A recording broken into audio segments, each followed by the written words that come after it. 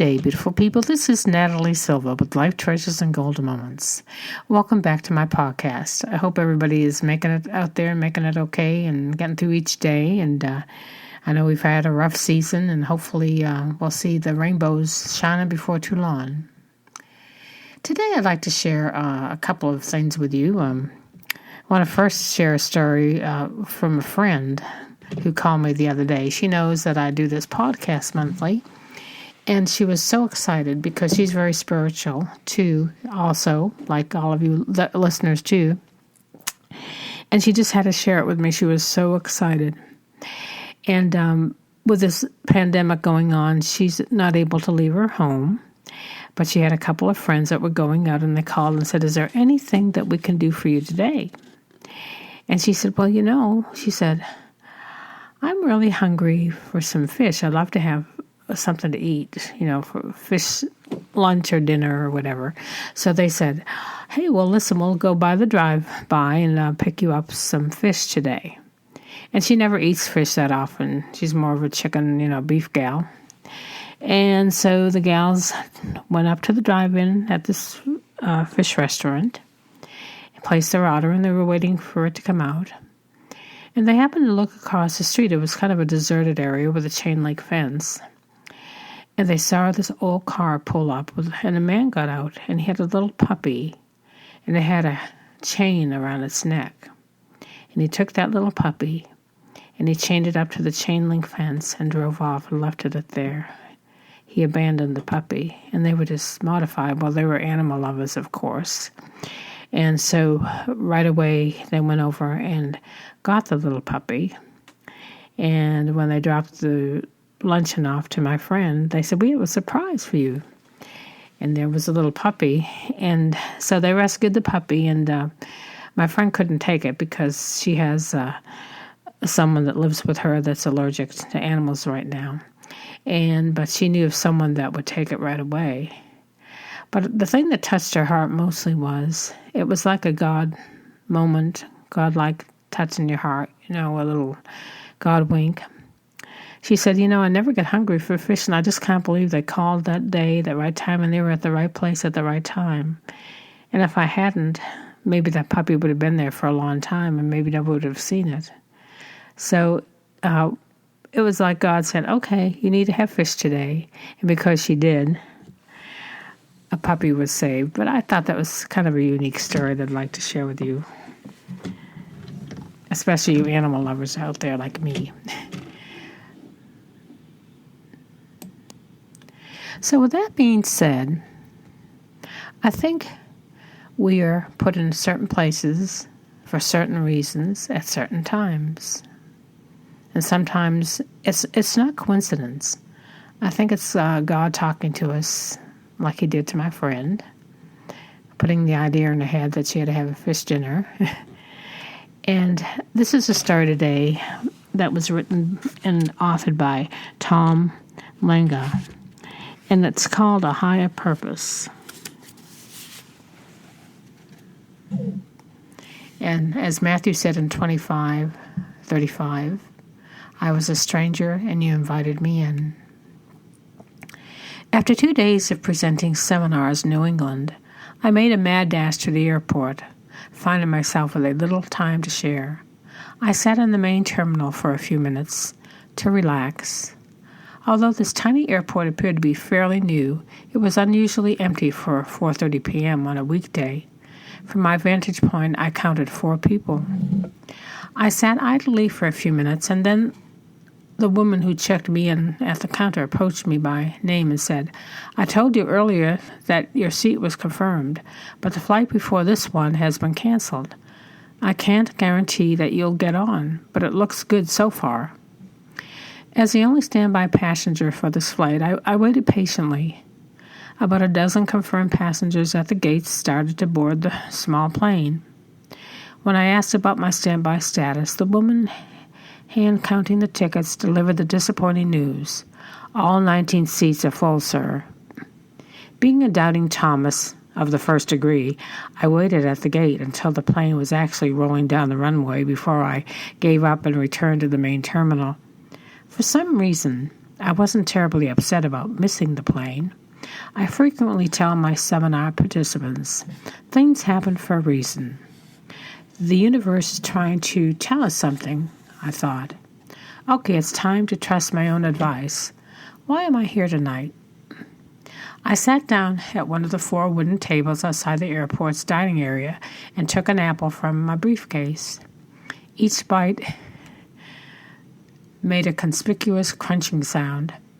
I felt uneasy, as if I were being watched. Glancing around, I noticed 2 pieces of unattended luggage. They were on the floor about a foot away, leaning against the next table. As I considered reporting this to security, I noticed a young man dressed in a dark blue suit. He had on a tie and a turban, using the microwave nearby. He walked slowly over to his table, carefully cradling a large cup, and slumped into his chair. As he ate, he looked over at me several times and smiled politely, and I smiled back. When I stood up to discard the remains of my apple, the young man got up too, following right on my heels with his trash. We exchanged the typical small talk of strangers, thrown together by circumstance for a brief moment in time. My new acquaintance said, I'm in town for an interview. I plan to become a doctor, and I've applied to the residency program at the hospital here. It looks favorable. What kind of doctor? I asked. I don't know, he answered sheepishly. Well, if you don't know what kind of doctor you want to be, how do you hope to become what you want? I inquired. Are you a philosopher or something? He asked, raising a dubious eyebrow. No, I'm a professional speaker, and I give seminars, I answered. Would you like a seminar on goal setting? Without hesitating, he replied, Yes, actually, I'd like someone to speak to me. Thrusting his hand toward mine, he introduced himself. As he motioned for me to sit next to him, I moved my luggage to his table, and we continued talking in this unexpected arena. We discussed our goals and our dreams. It wasn't a seminar, but within minutes it turned into a deep sharing session. The young man told me how lonely he was since moving from India only a few weeks before. He said, I felt that I had to leave my homeland in order to find myself. It was clear he was troubled.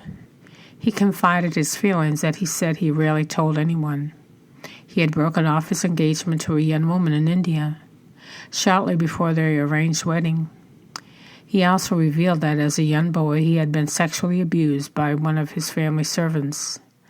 The horrors of that event still haunted him.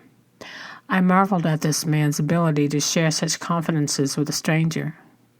The man is locked up now, he said sadly. After pausing for a few moments to stare at the floor, he continued, I wonder if I'm blaming the servant was justified. It was obvious that this young man was struggling with many troublesome issues in his life. Then the young man's dark, despondent eyes met mine as he added, I wish my problems would just disappear. It seemed to me that the banished servant wasn't the only imprisoned soul. As he shared his buried thoughts, I could see how much he had to offer the world. He stared at me with intense eyes. I don't know why I'm even telling you my secrets to a total stranger. Hoping to reassure him, I said, God has placed us together tonight so we could help each other. Someday it will be your turn to listen to help someone else, to soothe his troubled soul. The young man had a promising career ahead of him. I pointed out all the positives in an attempt to make him feel better about himself. It seemed my words were of some benefit. He smiled and thanked me for listening. When his flight was called, we both stood up. As we shook hands, his fingers hesitated to let go. He seemed to be holding on in order to absorb some of my strength in those 2 short hours we had created a bond, a bridge between 2 diverse cultures and generations. We exchanged a brotherly hug, and he parted. I meandered over to the departure area window to catch a glimpse of him. I wanted to wave as he boarded his plane. As I watched his plane on the tarmac, I looked up in disbelief at the familiar, almost supernatural reflection in the dingy glass. My friend was standing right behind me. Astonished, I turned around. With a somber face, he said, "I have just one more thing to tell you." "What is it?" I asked eagerly. "Thank you for being here tonight and for listening to me." He stopped suddenly to take a deep breath. Then he said tearfully, "I was planning to kill myself tonight." Stopping to take my hand, he added, "But now I feel like there's hope." We shook hands and then embraced for the last time. Words were insignificant. I felt a tear on my cheek as I waved to him and watched him board his flight. That night I felt a new connection to God, like I had just been given a signal. I felt renewed with a sense of a higher purpose. Oh my, what a story, huh? So, each of us has that opportunity to help someone. And we just have to listen to those moments when we hear those little voices or kind of get those feelings to reach out and help other people. Especially now, it's been so hard with all this stuff going on, and there are a lot of unhappy people. They don't have jobs and they're depressed. Life is just different right now. So it's important that we all reach out to each other and help in any way that we can, by listening, by sharing. Can't really hug anybody right now, but give them, little hugs from a distance and tell them they mean the world to you and to everyone. So that's my story of the day. And I hope everybody continues to move forward and look at the glass as half full instead of half empty. And your life will be richer for it and more meaningful. And you won't be as down. So look for the positives no matter what is going on right now, because there are positives in every day. Until next time, take care and may God bless. This is Natalie Silva. Take care now.